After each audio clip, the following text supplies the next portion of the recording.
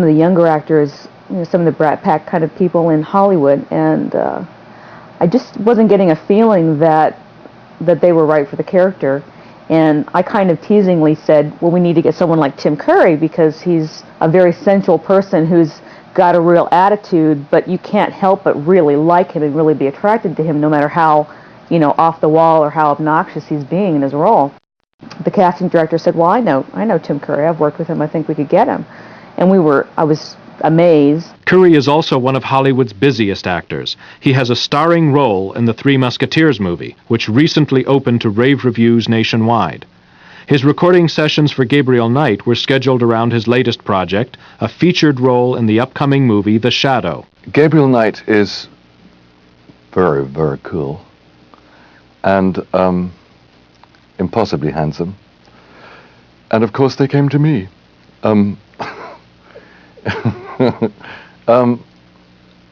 He's enormous fun for me to play because I'm a huge fan of New Orleans, and I go there quite a lot. So it had never really occurred to me that anyone would ever want me to play somebody from New Orleans.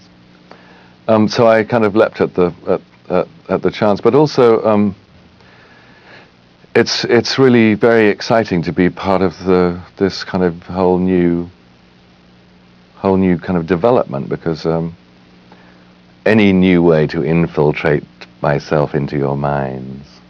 Curry has created scores of roles on stage, screen, and television, including memorable performances in the Rocky Horror Picture Show, The Hunt for Red October, National Lampoon's Loaded Weapon, Home Alone 2, and in the television comedy Roseanne. Baby, I love the way you move. Mark Hamill is best remembered for creating the role of Luke Skywalker in the Star Wars motion picture trilogy. Since then, Hamill has concentrated on stage work, with leading roles in several Broadway productions. He displayed his talented versatility in creating the voice for Detective Mosley. Give me back my badge. Now, Knight! Well, I'm basing him on various people I might have met, a little mixture of Gary Busey with Randy Quaid, with Mr. Anderson, and I think he's a very pragmatic guy, sort of by the book. He finds the protagonist to be someone he has to work to catch up with. But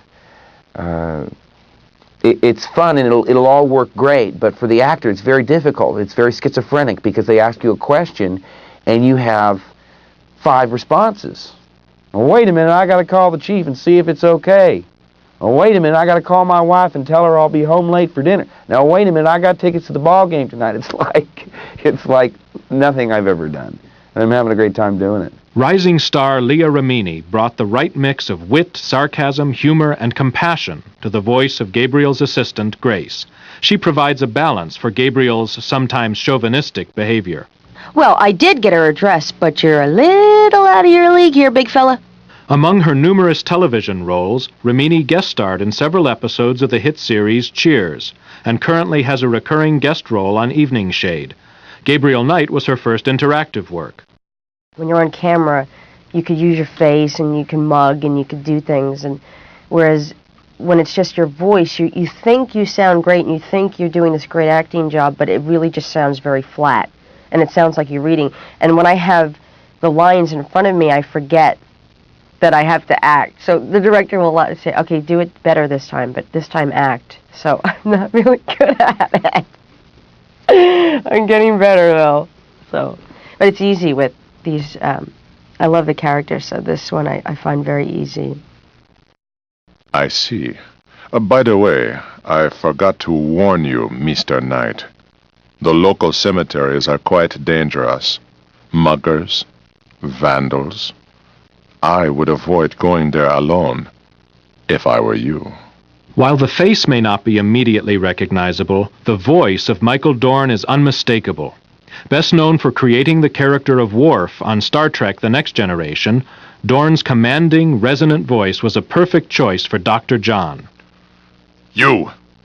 What are you doing here? you know, Worf is very distinctive. He has a very distinctive voice and a distinctive way of talking. And sometimes you could get into trouble by all of a sudden slipping into the Worf character just by the way he talks. And that's probably the hardest thing is getting out of it now. It's been 7 years, and so immediately you go into it.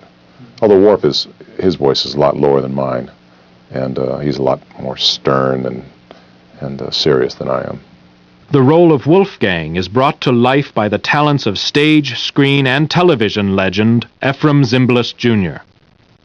We must locate the tribe's original African homeland. Her remains might be there, or they might be in New Orleans, buried among her descendants. His performance on Gabriel Knight adds interactive entertainment to his resume that covers more than 50 years in all facets of the entertainment business. This is different in that you don't know anything. I mean, you come in and you read a bunch of choices, and you don't know which is the right one or which is the wrong one. False leads, true leads, and so forth. So it's a multiple choice performance based on a significant lack of knowledge, I think. Gabriel Knight defines a new chapter in the evolution of computer games. The CD-ROM provides the storage capacity required to bring you this artful mixture of industry-leading interactive game design, state-of-the-art computer technology, and award-winning Hollywood performances. This is very entertaining. I mean, the storyline itself is sophisticated. It's the kind of story you would see in a feature film or on cable television rather than network television. And the fact that I mean, for the most part, people slip the cassette in, they push a button, and that's the end of their job. And I think this is a challenge to people. And, you know, with cable channels, with all the satellite television, everything that you have competing for people's attention, I think this has a real chance to be groundbreaking in its own way. I'd love to see it happen. I'd really love to see it happen because, for me, it's an actor's dream come true. First of all, it's clearly the next step on from video in that you're absolutely involved in the process. So you influence the outcome of the plot. You take the movie where you want to take it. What's really best about it seems to me, is that you can sit in your own home and make your own movie. It's pretty cool to me.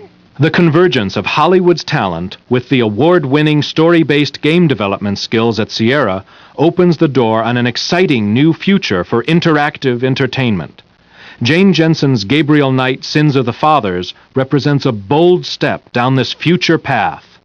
The interesting thing about interactive fiction is there is a plot that continues through the game, but also because it's interactive and because the player is exploring at their leisure, you can put in all kinds of side trips that may be just about character or just about some interesting point of history or just about the universe that you're in that don't necessarily progress the story. And I think that makes interactive fiction potentially a much richer form of entertainment. Interactive fiction integrates the best attributes of films, novels, stage, and television. But it's an exciting new entertainment experience, giving you the unique opportunity to actively participate in the story. It really rolls up all of those forms, the dramatic forms, reading, all of it, all together in one ball of wax. And I think this is going to be the new thing. I think this is going to be the thing of tomorrow. And though it's young today, wait till it matures. Wow. Now it's your turn. Take a journey you will never forget into the world of Gabriel Knight.